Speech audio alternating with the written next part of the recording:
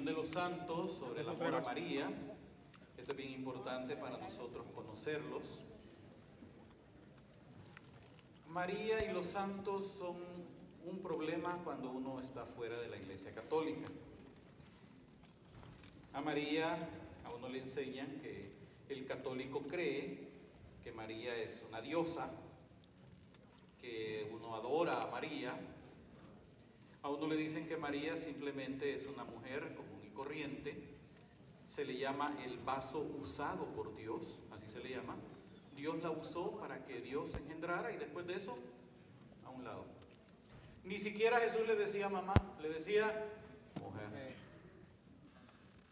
Y que María nunca fue mencionada por los apóstoles. María pues solo aparece en unos cuantos pasajes de la Biblia. Y que María era una mujer común y corriente, pecadora como cualquiera de ustedes.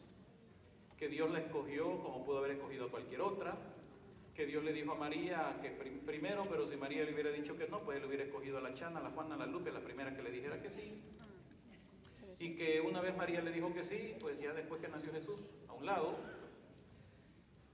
Y me enseñaron que María no es importante.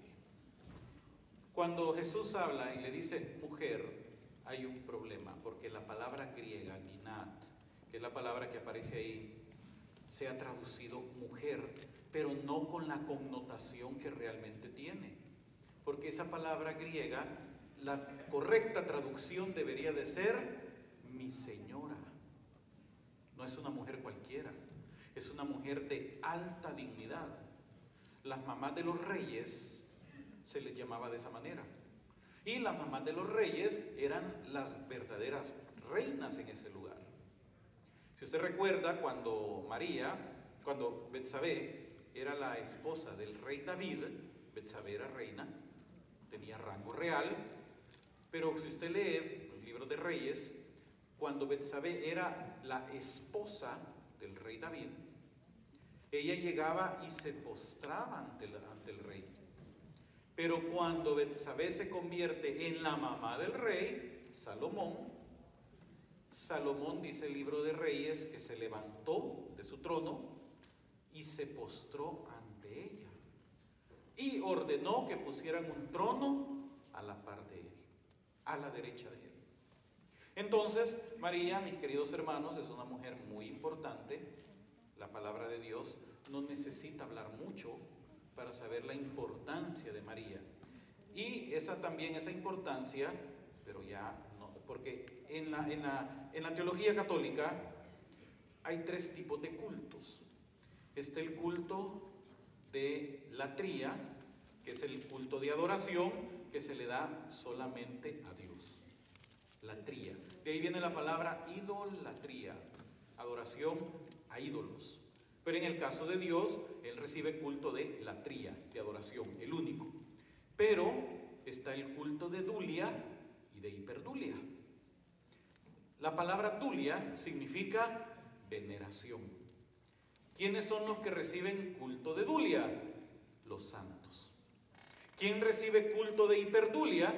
María. O sea, es una veneración superior a la de los demás santos, por ser la madre de Dios. Pero no llegan a la latría, que es la adoración. Entendamos, vamos a hablar primero con respecto a los santos. Queridos hermanos, todos nosotros tenemos o deberíamos de tener la costumbre de leer la vida de los santos. Se tiene un concepto errado, equivocado de los santos. La misma religiosidad popular, la misma ignorancia de la gente toma a los santos como milagreritos que le van a hacer el milagrito por acá, y algunos ocupan mucho la superstición también, que eso es ocupado también por la gente que practica la hechicería, ocupando figuras de santos. Todo tiene un trasfondo espiritual muy serio, muy delicado. Entonces alguna gente pues no entiende cuál es la función de los santos, entonces los ocupan para diferentes tipos de cuestiones. Por ejemplo, y los que son del Salvador saben bien, imagino que esto ha de ser en otros países también, cuando la muchacha no consigue novio, ¿qué hace? ¿Y por qué se ríen? ¿Lo hicieron ustedes? Sí. ¿Qué hace cuando las muchachas no consiguen novio? ¿A quién ponen de cabeza? Pobre San Antonio, lo ponen de cabeza para que le salga novio a la muchacha. Entonces, dése cuenta, y hay gente que lo hace, hermanos. Entonces viene esta gente que practica este tipo de situaciones, pues claro, lo hacen con sencillez, con ignorancia, pero para eso no somos santos. También por eso es que la gente que no es católica acusa, atacan a los católicos diciendo, es que ustedes adoran santitos, pero porque cada quien anda con su estampita y que San Juditas y que San no sé quién y que le voy a pedir a San Expedito. Mire, yo he tratado de buscar a San Expedito en todas partes y no aparece en el santoral. No sé quién es, no aparece en el santoral. Y así hay muchos que no aparecen en el santoral. Y algunos no aparecen correctamente en cómo aparecen en el santoral. Por ejemplo, por ahí he estado viendo una que le llaman Virgen de Santa Cecilia. No es la misma Santa Cecilia Virgen, pero ponen la misma estampa. Santa Cecilia Virgen, pues era una virgen, una mujer que se consagró, fue martirizada, si mal no recuerdo, pero esta Virgen de Santa Cecilia, cuando usted la vea con ese nombre, es ocupada en ocultismo, en hechicerías. Así que si usted tiene una estampita que diga Virgen de Santa Lucía, bótela, rómpala, quémela, porque es brujería. Santa Cecilia Virgen, esa sí es correcta. Entonces dése cuenta, mis queridos hermanos, cómo hay muchas cosas que también uno tiene que conocer. San Martín Caballero, brujería. San Martín de Tours es el propio santo. Entonces, mis queridos hermanos, son detallitos que uno tiene que conocer, que tiene que estudiar y especialmente saber qué significa esto, porque cuando nosotros profesamos el credo, que decimos, creo en Dios Padre, creo en Jesucristo, creo en la Santa Iglesia Católica, en la comunión de los santos. Y le voy a decir una cosa, en la vigilia pascual, usted se ha fijado que en la vigilia pascual, después de la renovación de las promesas, no recuerdo en qué momento específicamente, pero se reza la letanía de los santos, ¿se ha fijado? Y en el bautismo también se reza, ¿verdad que sí? Porque la letanía de los santos tiene gran poder de exorcismo. ¿Y sabe por qué? Porque algo que odia el diablo son a los santos. ¿Y sabe por qué el diablo odia a los santos? Porque ellos lograron vencerlo en su misma carne. Lograron vencerlo a él. Entonces él no soporta a los santos. Y cuando se le enseña a uno, fuera de la Iglesia Católica, porque a veces no me gusta hablar así, pero me voy a meter en problemas. Pero se lo voy a decir claro. Yo tengo un defecto. Y el defecto es que a mí me gusta decir las cosas como son. Amén. Eso de andar maquillando no me gusta. Y algo, y se lo digo porque yo vengo de allá. A uno le quitan varias devociones, le quitan varias cuestiones. Por ejemplo, uno ya no puede andar con una cruz. Le dicen a uno que la cruz es instrumento de maldición, que la cruz es un objeto de muerte, que Cristo ya no está clavado en la cruz, que el único que le gusta verlo clavado en la cruz es a Satanás. Entonces le quitan a uno la cruz, le quitan a uno la Eucaristía. Ya en vez de la Eucaristía le dan galletas saladas a uno. Le quitan el amor, respeto y devoción a María Santísima. Y le enseñan que los santos son inventos de la Iglesia Católica, que es idolatría, estar adorando santos. Le enseñan todo eso. Démosle la vuelta a la moneda. ¿Quién odia la cruz? Satanás. Él no soporta la cruz. Y no soporta cruces con imágenes. Que dicen, es que el único que le gusta ver a Cristo crucificado es el diablo. No, él no soporta. Porque cuando mira la imagen de un Cristo crucificado, él se recuerda de su derrota. Porque la cruz fue la derrota de Satanás. Cuando Cristo muere en la cruz, Él paga el precio por nuestra redención. Ya no tenemos que seguir siendo esclavos de Él, ya Él nos compró con precio de su sangre. Amén. Y su muerte fue la derrota de Él, porque al morir Cristo, al tercer día, ¿qué ocurrió? Y cuando resucitó, venció al que tenía el poder, el imperio de la muerte, y venció a Satanás mismo. Por eso dice San Pablo que si los principados y potestades, refiriéndose a seres espirituales de maldad, hubieran sabido lo que significaba crucificar a Cristo, no lo crucifican, porque ahí lo derrotó, perdió completamente. Claro, Él no soporta la cruz.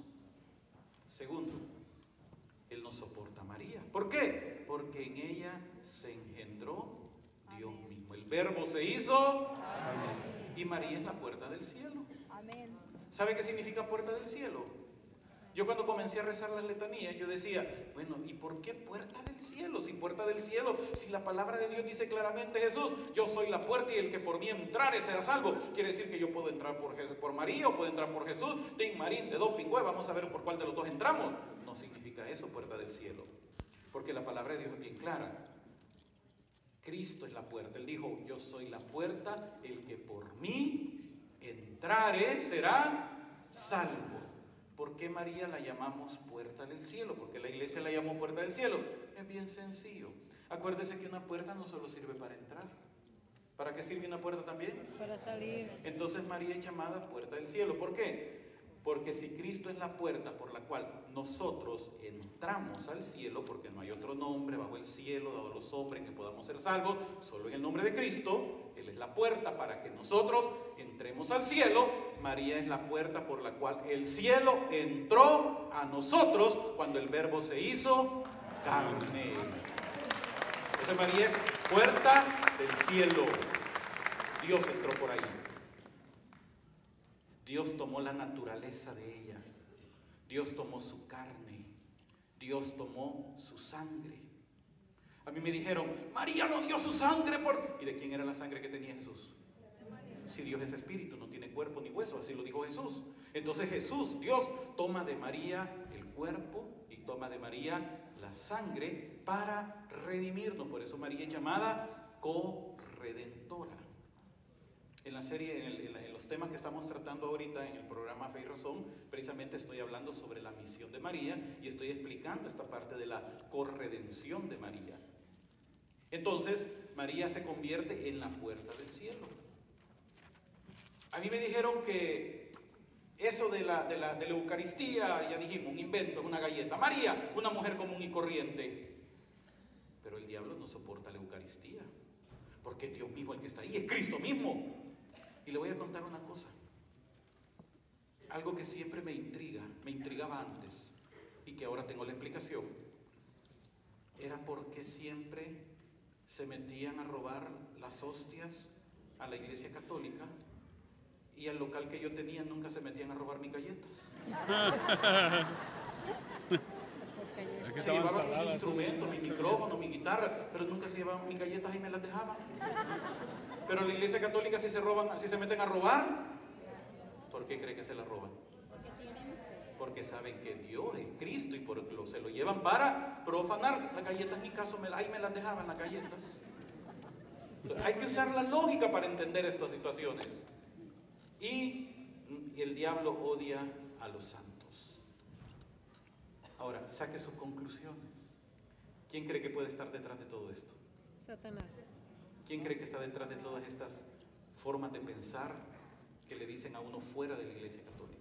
Que no hay que dar cruz, que no hay que venerar a María, que no hay que creer en la Eucaristía y que no hay que creer en los santos. ¿Quién cree que está detrás de todo esto? ¿Se da cuenta? Esto es una lucha espiritual, hermano. Esto es grave. Esto es fuerte. Y ya es tiempo que los católicos, como decía el hermano Noel, esa tibieza, ya es tiempo que dejemos de estar así, hermanos. Y es tiempo que nos pongamos firmes. Hablemos un poco sobre los santos, para terminar de hablar con María. Segunda Macabeos capítulo 15, versículo 11. Este libro es uno de los libros que fueron removidos de la Biblia Reina Valera en 1827 por Sociedad Bíblica, por presiones económicas de los calvinistas. Sociedad Bíblica remueve estos libros. El objetivo, la razón que dieron los calvinistas era que estos libros eran demasiado católicos, había que quitarlos. Y ellos se utilizaron el libro, el canon judío de Jamnia, que no era un concilio cristiano, era un concilio judío que estaba en contra de la iglesia cristiana, porque la iglesia desde el siglo IV, en el año 382, definió el canon de la Biblia, en donde incluyó estos libros. Entonces la iglesia siempre ha considerado que estos libros son inspirados. Cuando yo estudié mi diplomado en ciencias bíblicas, nos explicaron claramente eso, los mismos señores de Sociedad Bíblica, y yo me espanté, yo dije, bueno, entonces, ¿en qué quedamos? A mí me han dicho que no son inspirados y usted me está diciendo a mí que sí son inspirados, y realmente sí, no me dijo el profesor, efectivamente, son inspirados. Cuando Jesús dijo, toda la escritura inspirada por Dios, incluye estos libros que hoy no están en las Biblias protestantes. Y nos contaron después la historia, que pues fueron removidos por dinero. Ahora, segunda Macabeos, capítulo 15, versículo 11 en adelante, 11 al 16, dice de la siguiente manera: así armó a todos más con el ardor de su elocuencia que con la seguridad de los escudos y lanzas. Judas Macabeo estaba dando un discurso, una arenga. Estaba motivando al pueblo porque iban a entrar en batalla. Entonces al pueblo le estaba dando ánimo, le estaba fortaleciendo y le da un discurso en donde él, pues ya va a oír lo que él narra. Les contó además una visión digna de crédito que había tenido en sueños, la cual alegró a todos. La visión era esta: el antiguo sumo sacerdote Onías, hombre bueno y excelente, de presencia modesta y carácter amable, de trato digno y dado desde su niñez a la práctica de la virtud, estaba con las manos extendidas orando por todo el pueblo judío. Enseguida apareció otro hombre que se distinguía por sus cabellos blancos y su dignidad. La majestad que lo rodeaba claramente indicaba que se trataba de un personaje de la más alta autoridad. Onías tomó la palabra y dijo: este es Jeremías, el profeta de Dios, el amigo de sus hermanos, que ora mucho por el pueblo y por la ciudad santa. Jeremías extendió la mano derecha, le dio a Judas una espada de oro y le dijo: toma esta espada santa que Dios te da, con ella destrozarás a los enemigos. Era un sueño, una visión, pero entendamos lo que estaba viendo Judas en este momento. Estaba viendo al sumo sacerdote Onías orando por el pueblo. Pero ¿quién era Onías? Era uno que había sido sumo sacerdote y que hacía algunos años antes de esto había sido asesinado. O sea que estaba muerto, digámosle así, fallecido. Y se le presenta Jeremías, que en el tiempo de Macabeos ya tenía un par de cientos de años de estar muerto. Pero ¿cómo los mira Judas Macabeo? ¿Haciendo qué? Orando. ¿Sabe cómo se llama esto? Intercesión de los santos. ¿Qué es lo que los santos hacen? Interceden por nosotros. Sí, pero ellos están muertos, están en la tumba. Entonces se contradice Jesús. Porque ¿qué dijo Jesús? Jesús dijo claramente en San Lucas: Dios no es Dios de muertos, sino Dios de vivos, porque para Él todos viven. Así que María y los santos están vivos y pueden interceder por todos nosotros. Y tenemos ese ejército a favor nuestro. Hebreos capítulo 12 dice que tenemos una gran nube de testigos. Hebreos capítulo 12 versículos 1 y 2. Tenemos alrededor nuestro una gran nube de testigos. ¿Quiénes son estos testigos? Los santos. ¿Qué es lo que nos enseña el catecismo? Numeral 828. Numeral 828. Al canonizar a ciertos fieles, porque le dicen a uno: la Iglesia Católica se ha inventado los santos. No, la Iglesia Católica no hace santos. Ellos ya son santos. En vida ya son santos. Lo que la Iglesia hace es reconocer la santidad de ellos.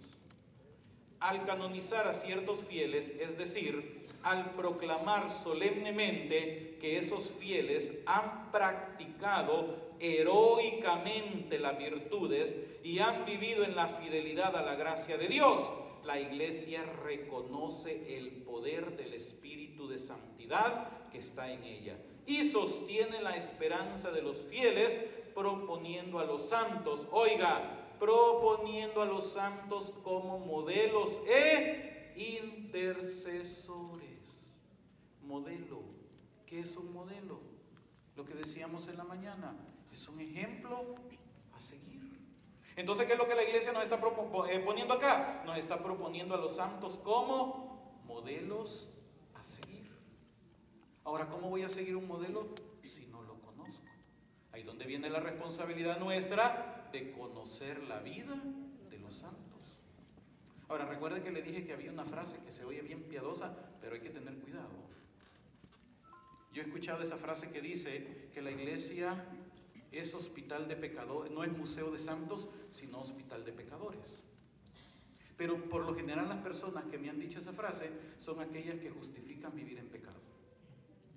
Son aquella gente que dice que no importa cómo uno viva, no importa cómo uno esté, así Dios lo ama y así nos vamos a salvar todos. Entonces ellos ocupan esa frase como una justificación, que la iglesia no es museo de santos, sino que es hospital de pecadores. Ok, ¿qué es un museo? ¿Qué es lo que uno va a ver a un museo? Fotografía, recuerdos. Fotografías, pero más que todo, ¿cuál es el objetivo de un museo? ¿Mostrar qué? Historia, vida. Pero lo refleja a través de obras de arte, ¿verdad que sí? Usted va a un museo de arte, ¿qué es lo que va a ir a ver? Arte. Ahora, ¿usted la va a ver para qué? Usted las contempla, uno contempla, los que les gusta mucho el arte, van a estos museos, contemplan, aprenden algunas historias, aprenden algunas cuestiones y está viendo eso y está viendo obras de arte. Ahora dicen, la iglesia no es un museo de santos. Ah, no, ¿y el santoral qué es? ¿Acaso no es un museo donde ahí se están exhibiendo las obras de arte del Espíritu Santo en la vida de los seres humanos? ¿O cree que los santos no son obras de arte del Espíritu Santo? Porque desde el momento que alguien decide ser santo, entonces está dejando que el Espíritu Santo comience a trabajar en la vida de esa persona. San José María Escrivá decía todos los días, hoy comienzo, decía él. Y todas las mañanas él decía, hoy comienzo, hoy comienzo. Y todos los días, hoy comienzo. Y se murió diciendo, hoy comienzo. Un día le preguntaron, padre, ¿por qué usted siempre dice hoy comienzo? Es que hoy comienzo a ser santo. Y todos los días comenzaba a ser santo. Y llegó a ser santo. Porque la santidad, mi querido hermano, no es andar con cara de crucifijo. No es andar con cara de Cristo en Cuaresma. Hay alguna gente que se le queda viendo también, porque usted sabe que algunos tenemos la cara un poco extraña. Entonces hay alguna gente que tiene cara como que anduviera brava, pero no, así es. O gente que anda con la cara. Mi papá dice que tenía un compañero de trabajo que le decían de apodo 6 y 5. 6 y 5 de la mañana. ¿Cómo anda a las 6? Uno a las 6 de la mañana. Es porque él andaba así, este señor. Entonces le decían 6 y 5. Pero cuando uno deja que el Espíritu Santo empiece a trabajar en uno, se le quita la cara de crucifijo, hermano. Porque una de las cosas que decía Don Bosco es que la alegría, la santidad se refleja a través de la alegría. Un santo triste es un triste santo. Entonces ahí es donde viene ya el trabajo del Espíritu Santo en la vida de cada uno de nosotros. Entonces, ¿cuál es el objetivo de los santos? Ya lo dijo claramente el catecismo. Han sido propuestos para que sean nuestros modelos. Y uno conoce la vida de los santos. Por ejemplo, uno de mis santos favoritos, que en estos días se celebra su memoria, es San Francisco de Sales. San Francisco de Sales fue llamado el santo de la amabilidad. Por eso es que Don Bosco lo toma como su modelo. La obra de Don Bosco, por eso no se llaman bosconianos, se llaman salesianos. Porque Don Bosco se inspiró en la vida de San Francisco de Sales. ¿Sabían ustedes eso? Detalles que hay que conocer. Entonces San Francisco de Sales, se le llama patrono de los periodistas, porque fíjese que él hacía algo. Él imprimía folletitos apologéticos y los iba a meter en las noches debajo de las puertas de las casas, ahí en donde él vivía, donde él estaba, que era una ciudad calvinista. Y los calvinistas habían puesto precio por la cabeza de él, lo querían matar, Porque con eso, que por eso se le llama el patrono de los periodistas, de los comunicadores, porque él imprimía esas hojitas, las metía en las puertas de la casa, la gente, los calvinistas, los protestantes, leían esos y empezaban a entender la fe católica, y muchos estaban regresando para la iglesia católica. Entonces estaban perdiendo gente. Entonces la único que se les ocurrió: matemos al obispo, dijeron. Y lo querían matar. Y hubo un día que él tenía que pasar por una ciudad. Y el problema era que, como era época de invierno, la única manera para pasar en el camino que él llevaba, él no podía rodear la ciudad, y sabía que en esa ciudad lo estaban esperando para matarlo. Entonces la única manera era pasar dentro de la ciudad. Entonces se cuenta la historia de él, de que pues ni modo, arriesguémonos, y se metió a pasar en medio de la ciudad. Y cuando iba pasando, pues estaban unos pastores calvinistas por ahí, se les acercó y les preguntó: ¿por dónde queda la calle tal? Sí, vaya, si estoy por aquí. Se fueron. Al rato reaccionó: ¿y que no es el que estamos buscando? Ya no lo hallaron. ¿Pero por qué le llamaban el santo de la amabilidad? Porque él era bien amable, sonriente, alegre. Pero ¿sabe cuál era su verdadero problema? Por el cual él luchaba. Porque él era igual que yo, mortero de mecha corta. Él era bravo, enojado, pero él luchaba contra ese temperamento colérico. Entonces él lo que hacía era, y siempre andaba con una sonrisa.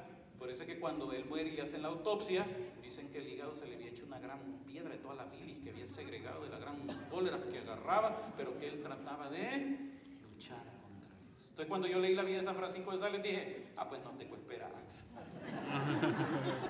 ¿Se da cuenta por qué es importante la vida de los santos? Porque entonces conocemos a ellos sus virtudes, conocemos sus defectos, y al ver los defectos de ellos digo: pues no tengo esperanza. Se puede lograr la santidad, no ando tan mal como andaban en esto, al menos lo puedo lograr. Y aquí es donde viene cada uno de nosotros la responsabilidad que tiene. Y sigue diciendo: los santos y las santas, sigue diciendo el catecismo, han sido siempre fuente y origen de renovación en las circunstancias más difíciles de la historia de la iglesia. En efecto, la santidad de la iglesia es el secreto manantial y la medida infalible de su laboriosidad apostólica y de su ímpetu misionero. Lo que nos enseña no voy ni a la mitad.